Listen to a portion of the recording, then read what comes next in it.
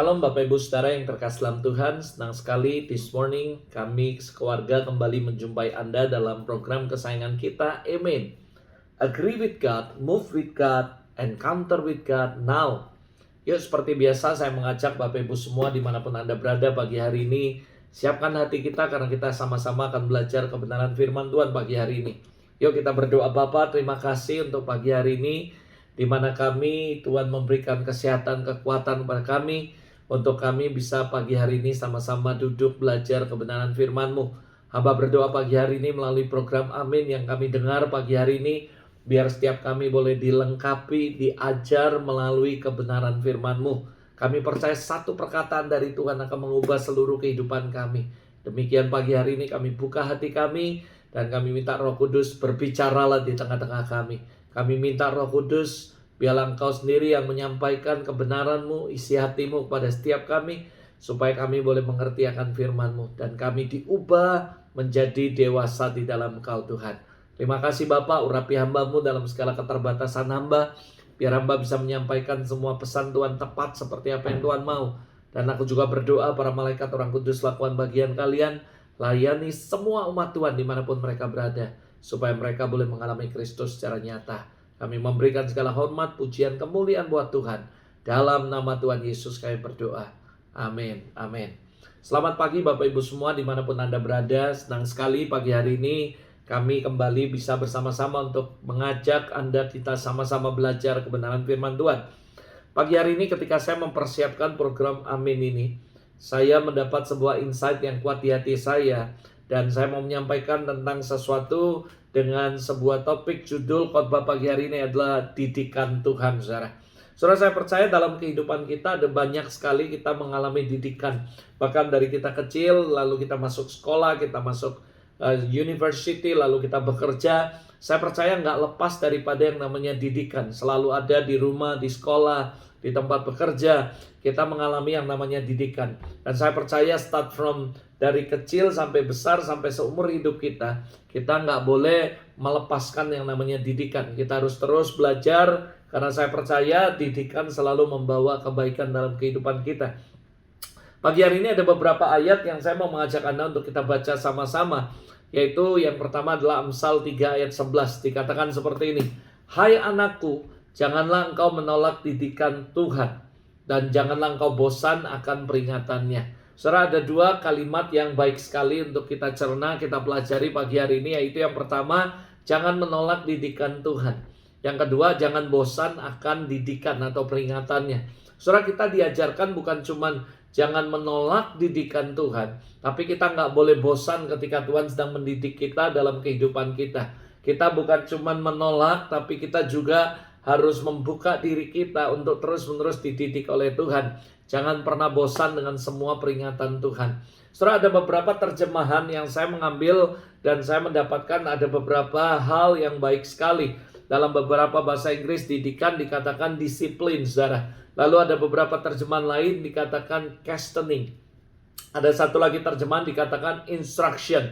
Nah saudara, kalau saudara pelajari dalam pengertian bahasa Inggris, didikan itu menggunakan beberapa kata. Disiplin, chastening, dan menghukum, mengajar atau instruction, memberikan instruksi. Nah sebenarnya kalau Anda pelajari ini, artinya didikan itu bukan cuma dididik, diajar, tapi somehow disiplin. Chastening, menghukum, mengajar, itu juga didikan. Lalu juga instruction, artinya memberikan instruksi-instruksi, itu juga artinya didikan, saudara. Nah kalau Anda pelajari dalam bahasa Hebrew, Ibrani, kata didikan itu menggunakan kata musar, saudara, yang artinya juga sama sebenarnya, yaitu disiplin, correction, instruction, dan sebagainya. So kalau Anda memperhatikan bahwa ini penting sekali, artinya ketika kita dididik Tuhan, artinya somehow kita juga mengalami yang namanya disiplin daripada Allah. Lalu kita mengalami penghukuman, pengajaran daripada Allah. Itu juga artinya didikan, saudara. Correction, ketika kita dikoreksi sama Tuhan, diintervensi, di-correction sama Tuhan, lalu juga diinstruksikan, diberikan arahan. Itu artinya Tuhan sedang mendidik kita. Sekali lagi Amsal 6 ayat 20 juga berkata, Hai anakku, peliharalah perintah ayahmu, janganlah menyia-nyiakan ajaran ibumu. Nah kalau Anda pelajari ini kata yaitu perintah, pelihara perintah, itu artinya musar, saudara. Dan Amsal 3 ayat 11 juga berkata, hai anakku, jangan menolak didikan atau musar Tuhan, saudara. Nah, musar ini sebenarnya menunjukkan sebuah koreksi yang dilakukan oleh Bapa kepada anaknya, dengan maksud adalah memberikan disiplin moral dan pengembangan seorang anak, saudara. Jadi kalau Anda perhatikan bahwa Tuhan sedang kali memberikan perintah, didikan, disiplin dalam hidup kita, sebenarnya tujuannya adalah satu, memberikan disiplin moral supaya pengembangan karakter si anak atau kitanya, saudara. Dalam bahasa Ibrani, kalau Anda pelajari, ada sebuah istilah, yaitu the law is a first mention. Artinya yang berarti setiap kata yang benar-benar pertama kali disebut di Alkitab, itu akan menjelaskan pengertian yang paling lengkap dan akurat, saudara. Tidak hanya sebagai kunci untuk mengerti konsep Alkitabiah dari kata tersebut, tapi juga memberikan dasar bagi pengembangan dari kata tersebut di bagian selanjutnya di dalam Alkitab atau firman Allah. Nah, kalau Anda pelajari kata musar pertama kali itu digunakan dalam kitab Ulangan pasal 11 ayat yang kedua.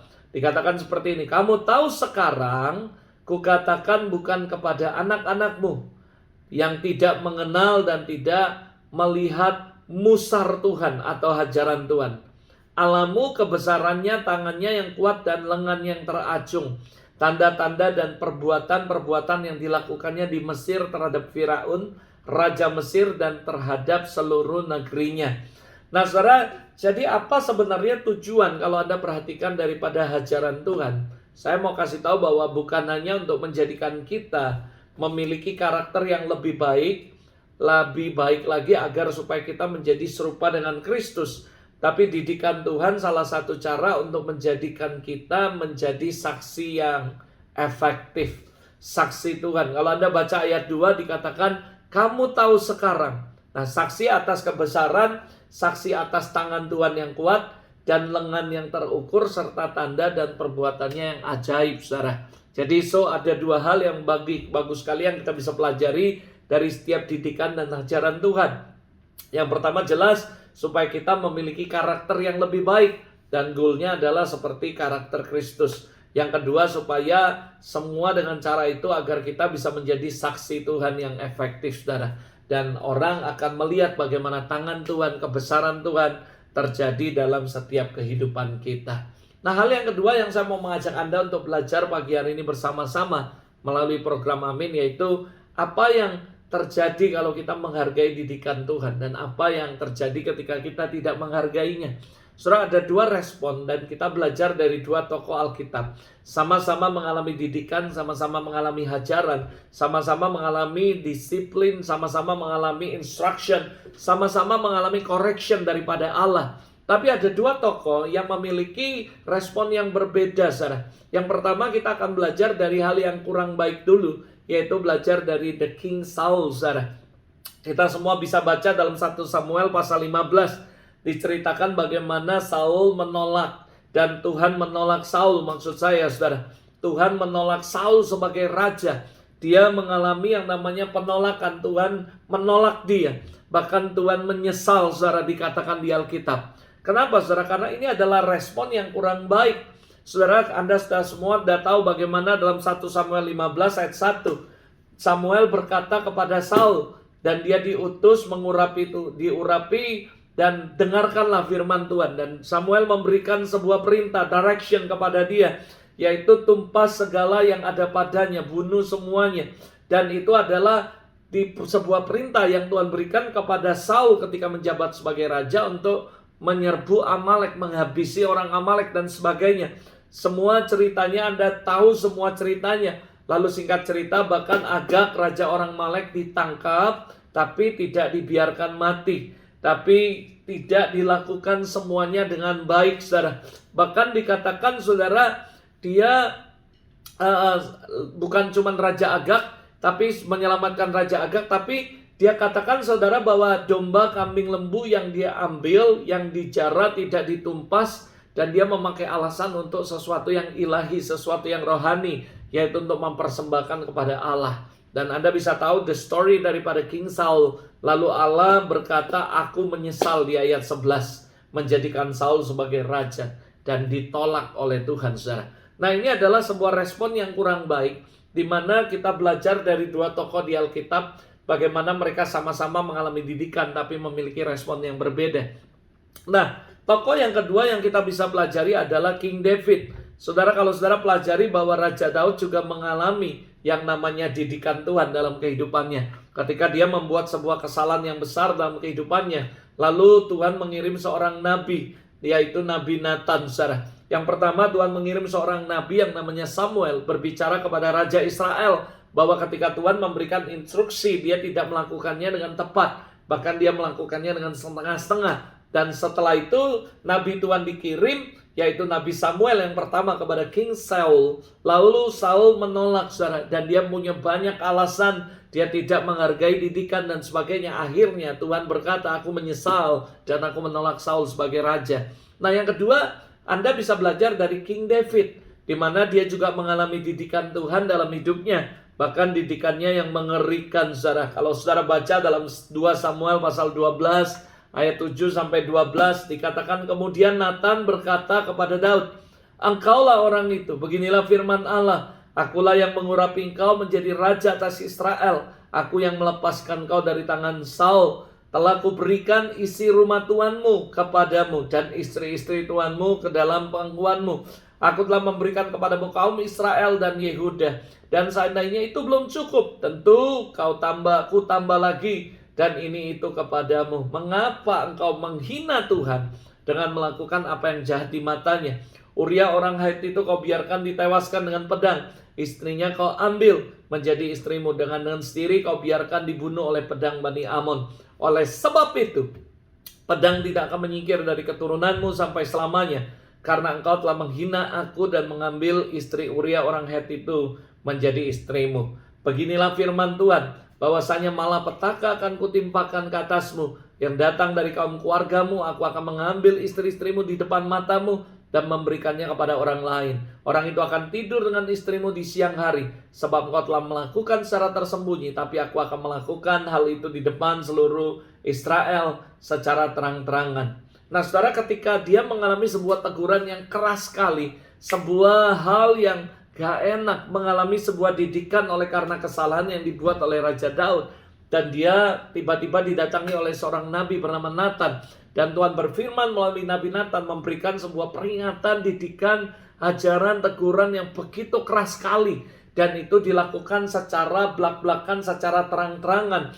Dan saya percaya, saya nggak bisa bayangi apa yang ada di benak saudara ketika Anda menjadi seorang Daud. Ketika Tuhan mengirim seorang nabi datang dalam kehidupan Anda, di tengah-tengah petinggi-petinggi Anda, di tengah-tengah orang-orang yang penting dalam kehidupan Anda, lalu tiba-tiba sang nabi memberikan sebuah teguran yang begitu keras dalam kehidupan Anda. I cannot imagine, saya nggak bisa bayangkan kalau itu terjadi dalam kehidupan Anda, dalam kehidupan kita, bagaimana respon kita. Nah, Raja Saul sendiri ketika dia jadi raja ditegur oleh Samuel, dia memiliki begitu banyak excuse, alasan ini, dan sebagainya. Dan bahkan dia menyalahkan rakyatnya yang salah dan sebagainya. Saya nggak tahu bagaimana dengan kita, saudara. Tapi belajar seperti Daud, saudara.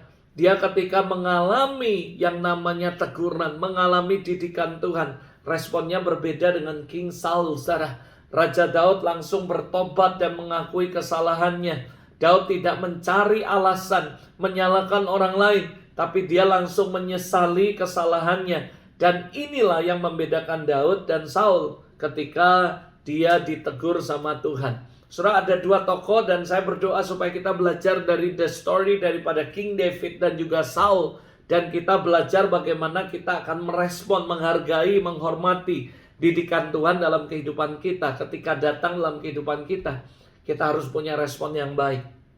Jangan seperti Saul, bukan cuma menolak, tapi bahkan dia mengelak, tapi dia juga bahkan menyalahkan orang lain, melimpahkan kesalahan kepada orang lain ketika teguran Tuhan datang dalam kehidupannya. Tapi belajar seperti Daud, ketika teguran itu diberikan dalam kehidupan yang begitu keras, dia langsung menyesalinya dan dia langsung bertobat, saudara. Saya berdoa supaya setiap Anda dimanapun Anda berada ketika mendengar firman ini, mungkin Anda sedang mengalami didikan Tuhan dalam hidup Anda. Mungkin Anda sedang ditegur oleh Tuhan dengan begitu keras. Saya berdoa supaya Anda jangan mengeraskan hati kita. Anda jangan mengeraskan hatimu, tapi belajarlah untuk buka hati, berbesar hati, berkata, Lord, please forgive me. Ampuni aku. I wanna change. Aku mau berubah. Aku mau bertobat. I'm repent, Lord, this morning. Saya berdoa supaya ketika Anda sedang mengalami situasi ini dalam kehidupan Anda, biar Roh Kudus memampukan Anda untuk bertobat, berbalik kepada Allah. Hargai, hormati didikan Tuhan. Karena saya percaya Tuhan selalu mendidik orang yang dikasihnya. Saya percaya Tuhan tidak sembarang memberikan didikan kepada kita. Because He loves us. Makanya Dia mendidik kita, mengarahkan kita. Dan Anda harus ingat, yang pertama saya sudah jelaskan, the purpose daripada didikan adalah mengubah karakter kita menjadi lebih baik. Mengubah karakter kita menjadi seperti Kristus, serupa segambar dengan Kristus. Because that is the goal of the Christianity. So kalau kita dididik Tuhan, artinya Tuhan mau kita menjadi lebih baik dari hari kemarin. Tuhan didik kita lagi, artinya Tuhan mau kita hari ini akan lebih baik lagi dan lebih baik lagi. Sampai akhirnya Dia melihat Kristus dalam kehidupan Anda dan saya, saudara. Jadi karena Anda mengerti purpose ini, jangan menolak didikan Tuhan. Ketika Anda mengerti tentang ini semua, saya berdoa supaya Anda memiliki respon yang baik ketika didikan Tuhan datang dalam kehidupan Anda. Lalu yang berikutnya saya mengajak Anda untuk kita belajar sama-sama. So Pastor, bagaimana caranya untuk saya menghargai didikan Tuhan dalam kehidupan saya? Orang yang menghargai didikan yang pertama adalah tidak pernah menolak. Never rejected daripada didikan Tuhan. Amsal 1 ayat 7 berkata, takut akan Tuhan adalah permulaan pengetahuan, tapi orang bodoh menghina hikmat dan didikan. Saudara, saya percaya Amsal ini mengajarkan kita bahwa takut akan Tuhan adalah permulaan hikmat, tetapi orang bodoh dia menghina, bahkan tidak menghargai didikan. Saya berdoa supaya Anda bukan cuma belajar untuk menghargai didikan Tuhan, bahkan kita terhindar dari kebodohan kita. Begitu bodoh ketika Tuhan memberikan instruksi kepada kita, didikan kepada kita. Kita harus tahu bukan dia sentimen, dia jahat, tapi dia mau mengubah karakter kita menjadi lebih baik. Dan dia mau supaya kita menjadi serupa segambar dengan Kristus. Itu sebabnya Amsal berkata, begitu bodoh dan kita disamakan dengan orang bodoh ketika kita menolak didikan Tuhan dan menolak hikmat Tuhan. Saya berdoa, kalau Anda bertanya gimana caranya menghargai didikan Tuhan dalam hidup saya, yang pertama, hargai, jangan pernah menolak didikan Tuhan, saudara. Yang kedua, gimana caranya kita supaya bisa menghargai didikan Tuhan dalam hidup kita, yaitu jangan menganggap enteng didikan Tuhan. Ada begitu banyak orang menyepelekan, menganggap enteng semua didikan dan teguran Tuhan. Saudara, Ibrani 12 ayat 5 berkata, dan sudah lupakah kamu akan nasihat yang berbicara kepada kamu seperti kepada anak-anak.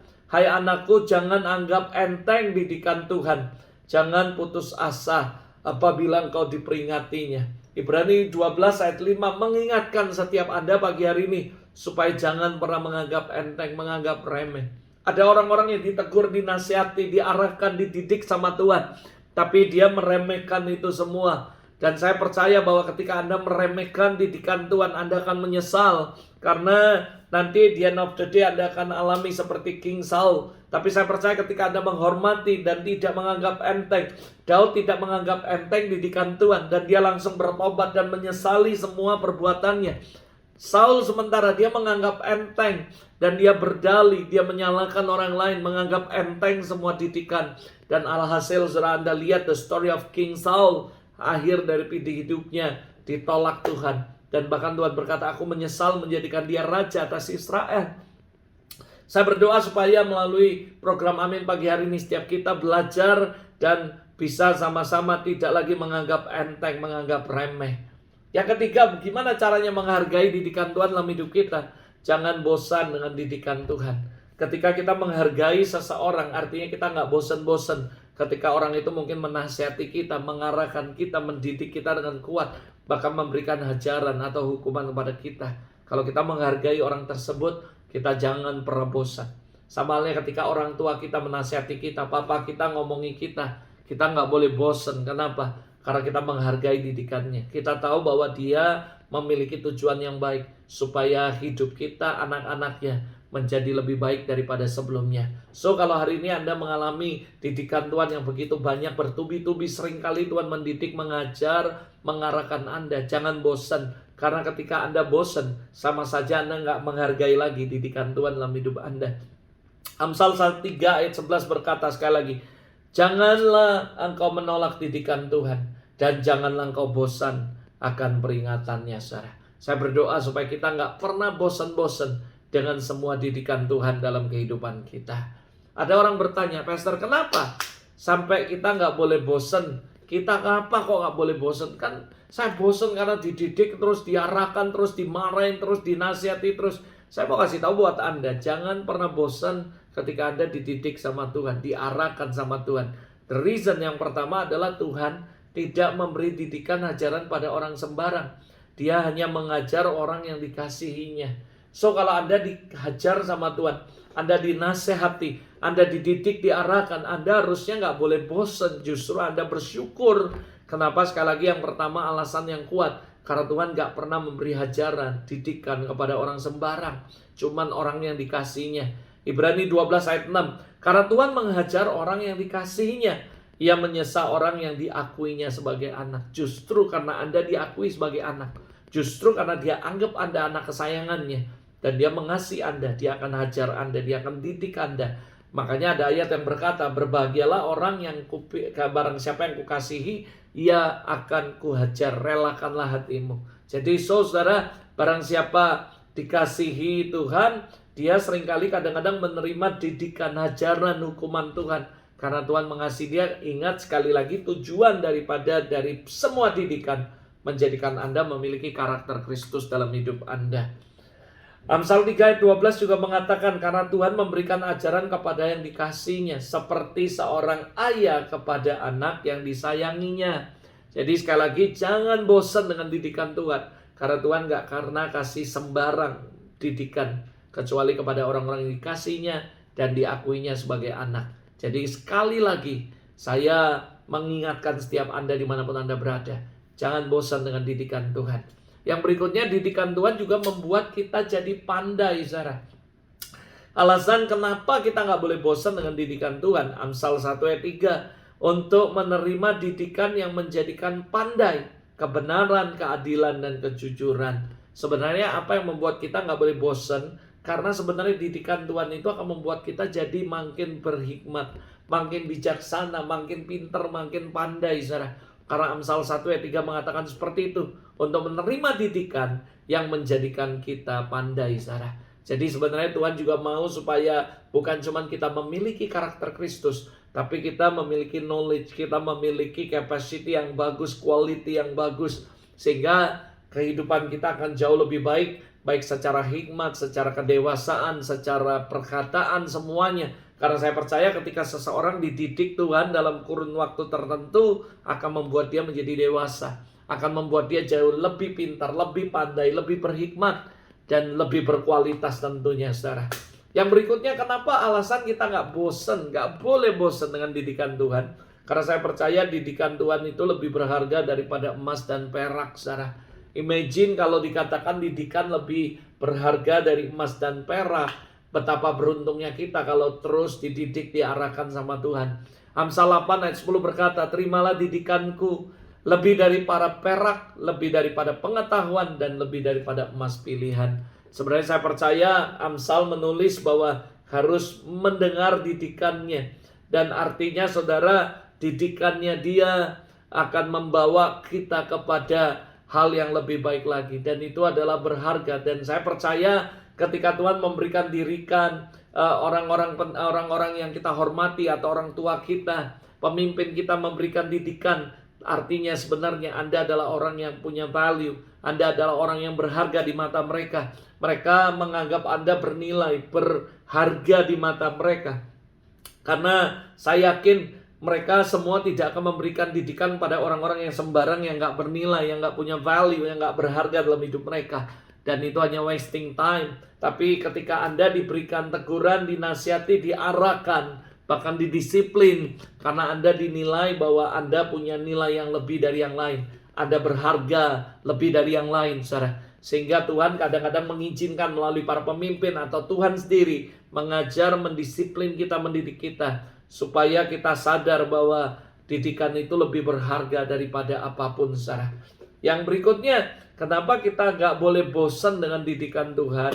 Karena didikan menjadikan kita bijaksana. Tadi saya sudah sampaikan, Amsal 19:20, dengarkanlah nasihat dan terimalah didikan, supaya engkau menjadi bijak di masa depan. Saya percaya Tuhan mengasihi kita didikan supaya kita lebih wise di hari-hari yang akan datang. Kita nggak jatuh di lubang yang sama, kita nggak selalu jatuh di tempat yang sama, tapi kita melalui didikan Tuhan, melalui step pengajaran, disiplin, direction, correction, bahkan saudara, menjadikan Anda dan saya lebih wise, lebih bijaksana untuk hari-hari ke depan di masa yang akan datang, saudara. Berikutnya, kenapa kita nggak boleh bosen nih dengan didikan Tuhan? Karena saya percaya didikan membuat kita hidup, saudara.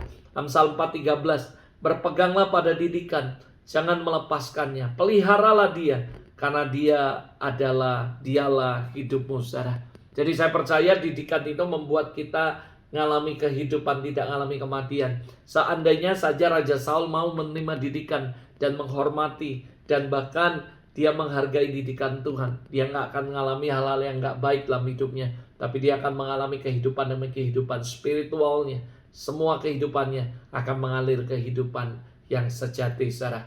Amsal 6:23 juga berkata, karena perintah itu pelita, ajaran itu cahaya, teguran dan didikan itu jalan kehidupan, yang melindungi engkau terhadap perempuan jahat, terhadap kelicikan lidah perempuan asing dan sebagainya. Sekali lagi dikatakan, teguran yang mendidik itu adalah jalan kehidupan, saudara. Jadi sebenarnya ketika Anda ditegur, dinasihati bahkan dengan sangat keras, sebenarnya itu bukan sesuatu yang akan mencelakakan hidup Anda, tapi justru merupakan jalan kehidupan dalam kehidupan Anda. Yang terakhir, lalu saya akan tutup, saudara. Why the reason kita nggak boleh bosan dengan setiap didikan Tuhan dalam hidup kita, yaitu kita orang yang berharga jika kita ditegur sama Tuhan. Ayub pasal 5 ayat 17-18. Ayat 17 berkata gini, sesungguhnya berbahagialah manusia yang ditegur Allah, sebab itu janganlah engkau menolak didikan yang Maha Kuasa, karena dialah yang melukai tetapi dia juga yang membebat, dia yang memukul tapi dia juga yang tangannya menyembuhkan pula. Surah ayat 17 jelas sekali berkata, sesungguhnya berbahagialah manusia yang ditegur oleh Allah, sebab itu janganlah engkau menolak didikan yang Maha Kuasa. Saya percaya kata kita yang berbahagia. Kenapa kita nggak boleh bosan dengan didikan? Karena Tuhan mau menjadikan kita berharga. Dan bahkan dikatakan berbahagialah. Dan saya yakin sekali, bukan cuma berbahagia, tapi kita adalah orang yang berbahagia, saudara. Ketika kita ditegur Tuhan, kita berbahagia. Kenapa dikatakan berbahagialah manusia yang ditegur sama Allah? Can you imagine ada berapa miliar orang di muka bumi ini, ada berapa banyak orang. Siapa kita sehingga Tuhan yang Maha Tinggi mau memperhatikan hidup Anda, mau mengarahkannya, mau memberikan instruksi, mau menasihati Anda? Bukankah kita adalah orang yang berbahagia? So, poin yang terakhir, kenapa kita nggak boleh bosan dengan didikan Tuhan? Karena kita adalah orang yang berbahagia. Kita adalah orang yang berbahagia, sekali lagi, kalau kita menerima atau dididik, ditegur sama Tuhan langsung, saudara. Kita berbahagia, kita berharga, dan kita juga berbahagia, saudara. Saya berdoa dari tempat ini, melalui setiap yang kita bagikan mengenai didikan Tuhan, semua kita belajar what is a purpose. Kita harus ingat purpose daripada tujuannya, daripada semua didikan itu membuat karakter kita menjadi karakter Kristus, karakter yang lebih baik lagi, dan menjadi serupa dengan Kristus. Kita belajar bagaimana respon yang benar ketika kita menerima didikan Tuhan. Ada dua tokoh yang kita hari ini belajar, Saul dan Daud, bagaimana mereka sama-sama mengalami didikan, tapi memiliki dua respon yang berbeda, sehingga hasilnya juga berbeda, saudara.